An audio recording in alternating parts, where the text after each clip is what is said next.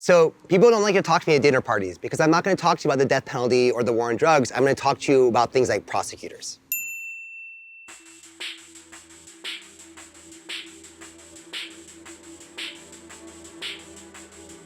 Prosecutors. Prosecutors. Prosecutors. Prosecutors.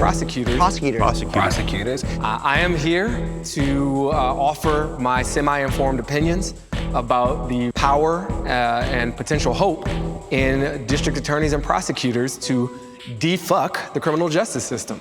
There's an acknowledgement now, because I'm a public defender, I'm on the front lines, that there's something deeply wrong with the way that our system operates. Other than the general understanding of how the system works, people have a limited understanding of who the players are and what their actual roles are in the system. It's puzzling to me that prosecutors have gotten so little attention when they do so much. And I think it's because they sort of operate in sort of this in almost invisible middle space. But the middle is the most critical part, because the middle, what happens in court, driven by prosecutors and laws that give them a ton of power, both reinforces what happens at the beginning and drives what happens at the end. The prosecutor actually is a huge part of how safety is shaped in a city. What is prosecuted and what's not?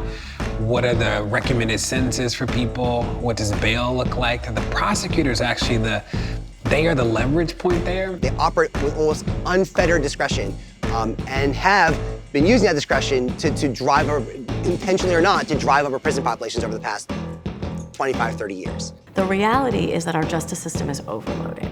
We charge people with crimes at a rate that is exponentially higher than we could ever take those cases to trial. The system, as it's designed, encourages prosecutors to seek these wins that are easily countable. You know, conviction rate, conviction rate, conviction rate. But when you're just chasing numbers, you leave a lot of the humanity out of it. Without thinking about the real harms that we call it assembly line justice, may have on the individual being prosecuted. I wish that prosecutors get to know the people that I represent. I try to introduce them to a person who's not just a criminal, who isn't just the product of all the worst things he or she has ever been accused of doing. It takes some vision, it takes some bravery to be a prosecutor who says, this isn't right.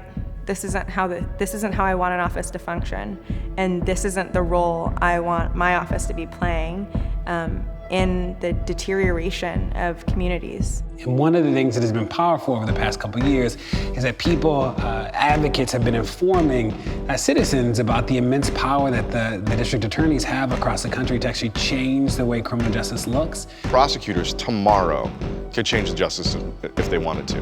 The prosecutor or DA has total control over reform.